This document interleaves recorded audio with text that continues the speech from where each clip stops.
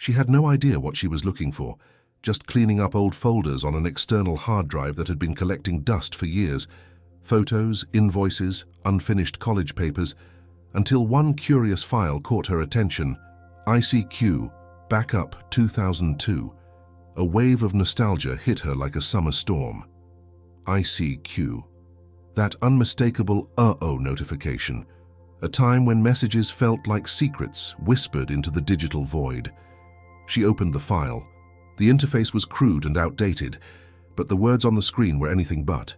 It was him, Leo 1986, her first digital love, her first real connection through a screen. And then, there it was, their final conversation. She remembered every line, every emotion behind the typed words, but the last message was abrupt, unfinished, like a phone call cut mid-sentence. She never knew why he disappeared, never stopped wondering, but now that file was open again. And with it, a question returned. Whatever happened to Leo? If this story reminds you of someone you once knew online, make sure to subscribe and tell us in the comments where you're watching from. Back in the early 2000s, everything about the internet felt new, slow, clunky, yet full of wonder. For her, a teenager growing up in a quiet neighborhood, it was the escape she didn't know she needed. The dial-up sound at night was a promise of laughter, of connection, of someone on the other side of the world who might just understand her better than anyone in real life. That someone turned out to be Leo 1986. They met on a random IRC chat room where nicknames were everything and bios said very little. But his way of writing stood out. Funny, curious, always asking more about her than talking about himself. She was Sky Dreamer, a name born from a blend of shyness and longing. It didn't take long for them to move their conversations to ICQ. That was where the magic happened. The uh-oh alert became the heartbeat of her nights.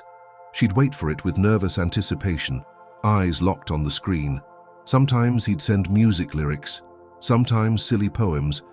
He once said her laugh sounded like a song he didn't know the name of yet. They never spoke on the phone. They never video chatted. Those things were rare, difficult, expensive, but it didn't matter. Their bond felt real. They shared things they never told anyone else. Dreams of leaving their cities, favorite books, the pain of feeling like they didn't belong in their own schools, even the fear of becoming adults too soon. One night, he sent her a photo, blurry, taken with a low-resolution webcam, but she stared at it for hours. He had messy hair, kind eyes, and the faintest smile, like he wasn't used to smiling, but was learning how. She sent him one too, covering half her face, embarrassed and vulnerable. He told her she looked like a mystery wrapped in light. Over the months, their connection deepened. The friendship quietly slipped into something more. He started calling her Sky, like it was her real name. She saved every message, every digital flower he sent, every silly emoticon. She began to wonder what his voice sounded like, what it would feel like to sit next to him in silence. They talked about meeting. Maybe one day, maybe when she turned 18. He lived in another state, not that far, but still worlds away when you're a teenager without a car or freedom. They made vague promises. Someday, he'd type. Soon, she'd reply. And then, one day, he said he had something important to tell her. She never heard from him again. It was a grey Tuesday afternoon, the kind of day that felt like nothing significant could happen. She logged into ICQ like she always did after school, expecting the usual flutter in her chest when the uh-oh notification popped up. And it did. Leo 1986 is online. He started typing almost instantly. Sky, I don't know how to say this. Her heart jumped. She sat up straighter, fingers poised above the keyboard. What did he mean? Was he okay? I might be moving away soon. For real this time. She blinked at the screen. They had talked about him moving before, but it had always been vague. This felt different. He sounded nervous. Things are happening here, complicated. I'll explain soon. She replied quickly. What kind of things? Are you okay? Where are you going? We'll still talk, right? But then, nothing. His status changed to away, then offline. No goodbye, no reply, no uh-oh after that. She waited that night, and the next. and the next week. At first, she thought it was a connection issue, or maybe he was grounded, or maybe his family was strict about computer use. But days turned into weeks. Messages went unanswered. He never logged in again. It was like he'd vanished, like a ghost made of pixels and hope. At first, she kept opening ICQ every day, watching his contact remain grayed out. Eventually, she stopped. But not because she stopped caring, because it started to hurt. She tried emailing him. Once. No reply. She considered calling him once too. He had given her an area code once, said he lived near the coast, but she had never asked for a real phone number. They had kept that distance safe, like an invisible curtain between two hearts trying to reach through the screen. Years passed. Technology changed. ICQ faded. MSN, then Orkut, then Facebook. New platforms, new apps, new notifications. But none ever felt like that first digital spark, that connection that made the world smaller and bigger at the same time. Sometimes late at night, she'd wonder what he had wanted to say. Was he in trouble? Did he mean to come back and couldn't? Or had she misunderstood what they had? But mostly she remembered how it ended, abruptly, with 3 dots blinking on a screen, a final line that never arrived. 20 years later, everything about her life looked different, except for one thing. She still saved things others would have deleted.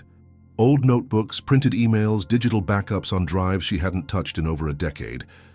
That day, during her digital spring cleaning, she stumbled across the ICQ folder like it was a relic from another life. And in a way, it was. The backup wasn't just text. It was a time capsule. Every uh-oh, every sticker, every emoji they used to express things they were too young to say out loud.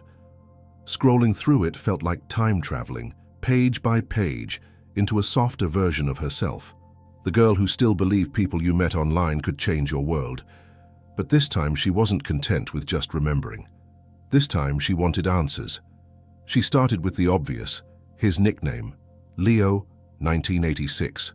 It wasn't much to go on, but buried in their messages she found clues. He had once mentioned the first concert he ever attended, a local band. She Googled it. Nothing. Then she searched her email archive. Yes, she still had it, and found a single message from him with an old Yahoo address. She plugged it into Facebook. No matches. She tried Instagram. Still nothing. Most people moved on, changed usernames, deleted the past. But she wasn't most people. She looked at old photos they'd shared, grainy webcam screenshots. In one, there was a band poster on his wall. She zoomed in. The name was barely legible, but it was just enough. She searched the band, found a MySpace page that hadn't been touched in years. Among the listed followers, there was a name she didn't recognize, but the profile picture looked familiar. Older now, but those eyes, that faint smile. Her heart raced. The profile linked to a personal blog, dead for over a decade, but still online. And there he was, not as Leo 1986, but as Leonardo Costa. Posts filled with teenage angst, dreams, and song lyrics. One entry dated March 2003 caught her eye. Sky, if you ever find this, I didn't disappear because I wanted to. Life got messy, but I never forgot you. I hope you're happy. She stared at the screen, barely breathing. He had written it for her. The name was all she needed. With Leonardo Costa, things opened up. LinkedIn, GitHub, a Twitter account with only tech jokes and coffee posts. He lived 3 cities away. Her fingers hovered above the keyboard. What would she even say? She didn't want to disrupt his life. She just wanted to know, had he really thought about her all these years? Was there still something there? After all this time? She opened a new message. Simple, direct. Hi. Did you use ICQ back in the early 2000s? And then she waited, again. The reply came 2 days later. Sky? Just one word.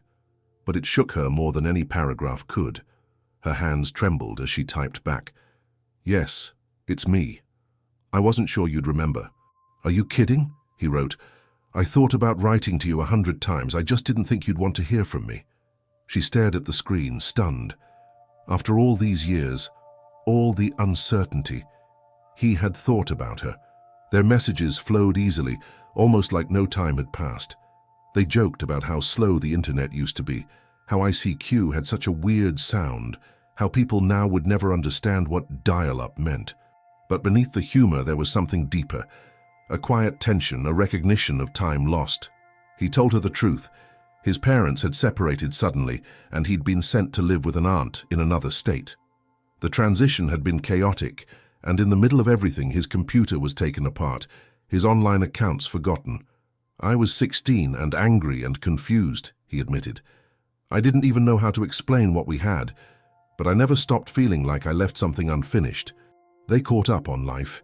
He worked with software now, had never married. She worked in publishing, lived alone. They had both loved and lost, taken detours, grown older, but something about their exchange felt untouched by the years. She asked him if he remembered the last thing he tried to tell her.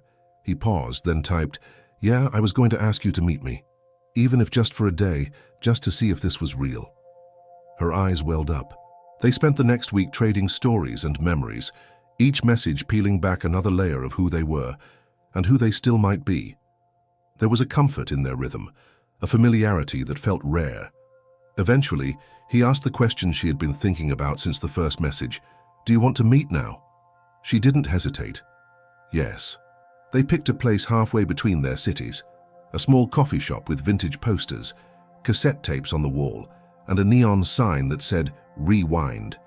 It felt like the perfect setting, a tribute to who they had been, a place outside of time. The night before their meeting, she lay awake, heart pounding. What if the spark wasn't there in person? What if they had only existed in the glow of a screen? But another part of her, the part that saved every backup, every line of code from the past, held on to hope. She picked out a blouse the color of a soft blue sky and wrote one sentence in her notebook before she left the next morning. "I want to meet the boy who once said my laugh sounded like a song." The cafe was tucked away on a quiet corner, its windows fogged slightly from the hum of conversation and espresso machines. Inside, the walls were lined with relics from a different era, CD racks, VHS tapes, pixel art. There was even a glowing sticker near the door that read, "You've got mail." She arrived 5 minutes early. Her hands were cold despite the warm weather. She kept checking her phone, not to look busy, but to keep from overthinking. She hadn't felt this nervous in years. Then the door chimed. He stepped in. For a second, she didn't recognize him. He was taller than she remembered. His hair was shorter, speckled with gray at the temples. But his eyes? Those eyes hadn't changed. The same gentle curiosity, the same pause before a smile. He looked around, spotted her, and froze. Then he smiled, like someone who had just found something precious they thought was lost forever. She stood.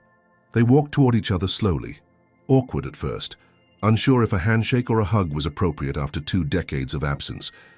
But when their arms finally met, it wasn't awkward at all.